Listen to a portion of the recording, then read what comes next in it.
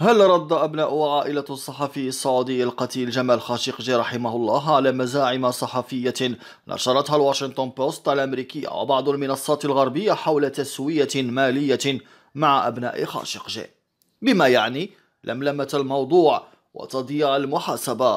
هل يكفي رد العائلة لإفحام جماعة البوست ومن لف لفهم؟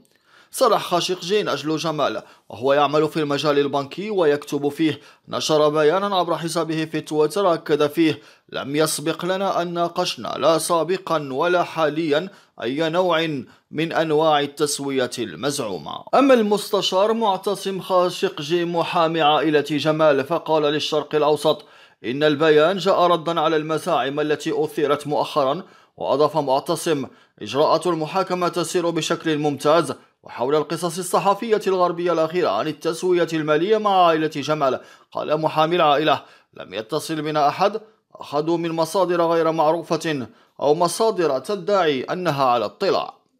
قصة كبيرة عريضة لم يتكلف أحد صحفي الواشنطن بوست ومن تلقف عنهم عناء سؤال المصدر الأساسي أبطال القصة، خاصة أن بعض أبناء وبنات جمال يقيمون في أمريكا نفسها.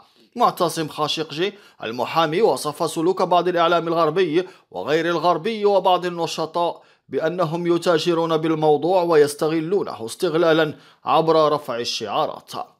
لن يقف الأمر عند هذا الحد، فحلب قضية جمال خاشقجي في محلب السياسة والدعايات السوداء ضد الدولة السعودية كاملة وضد المسار السعودي وضد المستقبل السعودي هو أمر جوهري لدى أعداء السعودية قبل وبعد وأثناء قضية جمال خاشقجي المأساوية. إذا كان الهدف محاسبة الفعالة، فالنيابة السعودية العامة قد طالبت في يناير كانون الثاني الماضي بإعدام 5 من الموقوفين لضلوعهم في جريمة قتل جمال خاشقجي في قنصلية المملكة في اسطنبول في أكتوبر تشرين الأول 2018، وتم إيقاف 21 شخصا على ذمة التحقيق. لكن الهدف لدى مشعل النار المجوسية الخالدة في فرن القضية ليس القصاص لجمال وإجراء العدالة، بل استهداف الدولة السعودية، خاصة في هذا الوقت الذي تفعل فيه الدولة فعلها الواضح في التصدي لجماعات الخراب وسلاطين العثمانية الجدد وشاهات الفرس المعممين وموتور اليسار العربي والإفرنجي. تلك هي قضيتهم وليست قضية أبناء وعائلة جمال خاشقجي المحصورة فقط في تحقيق العدل والقصاص لا غير. ليست هذه أول نكسة مهنية للواشنطن بوست وأشباهها، ولن تكون الأخيرة بسبب سيطرة غريزة الكراهية والانتقام على معايير العمل المهني وأخلاقياته، كما يقول أهل العلم من صناع الصحافة. سياسة النفس الطويلة التي اتبعتها السعودية في الأشهر القليلة الماضية بدأت تؤتي أكلها، وأي أكل؟ 100 مليار دولار هي حصيلة أكبر استفتاء اقتصادي وسياسي معا، حين تهافت كبار المستثمرين في العالم للحصول على حصة من السندات الدولية التي طرحتها شركة أرامكو السعودية، التي بات يحلو للمحللين تسميتها بالوحش، حيث فاق هذا الرقم جميع التوقعات وسجل رقما قياسيا غير مسبوق.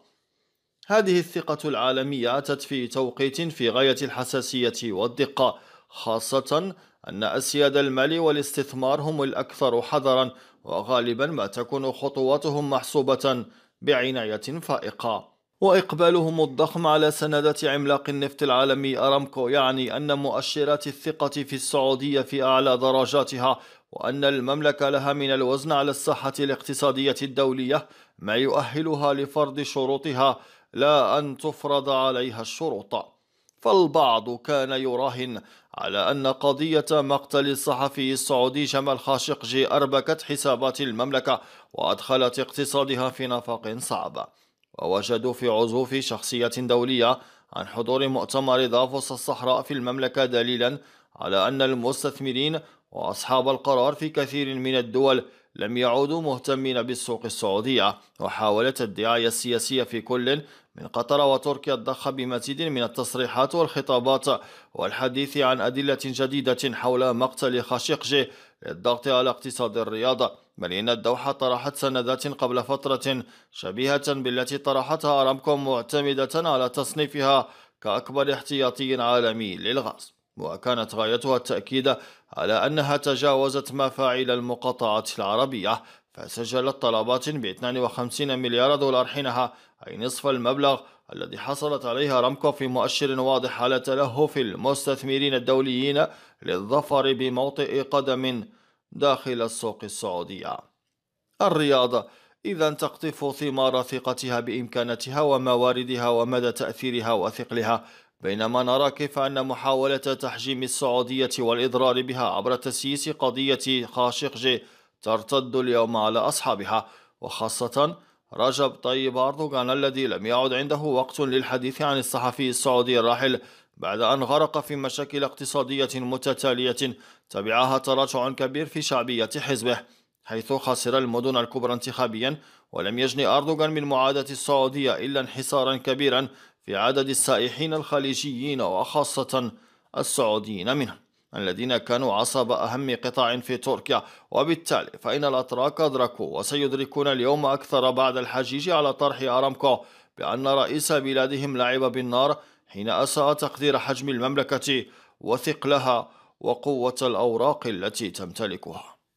من جانب آخر، حذر كبار المسؤولين بلجنتي العلاقة الخارجية والقوات المسلحة بالكونغرس الأمريكي تركيا من أنها تخاطر بالتعرض لعقوبات صارمة إذا مضت قدما في خططها لشراء منظومة الدفاع الصاروخي الروسية S-400، كما هددوا بمزيد من الإجراءات التشريعية. وقال رئيس اللجنتين الجمهوريان جيم ريش وجيم إنهوف ونائبهما الديمقراطيان بوب مينيديز وجاك ريد في مقال للرأي بصحيفة نيويورك تايمز بحلول نهاية العام سيكون لدى تركيا إما طائرة الإف 35 المتقدمة أو منظومة الدفاع الصاروخي الروسية S-400 على أراضيها لن تنال الاثنين. ويتمتع المسؤولون عن اللجنتين بصلاحية مثل وقف مبيعات الأسلحة الكبيرة للخارج والاطلاع بأدوار كبيرة في وضع تشريع قد يتضمن معاقبة تركيا إذا مضت قدما في صفقة منظومة الإس 400.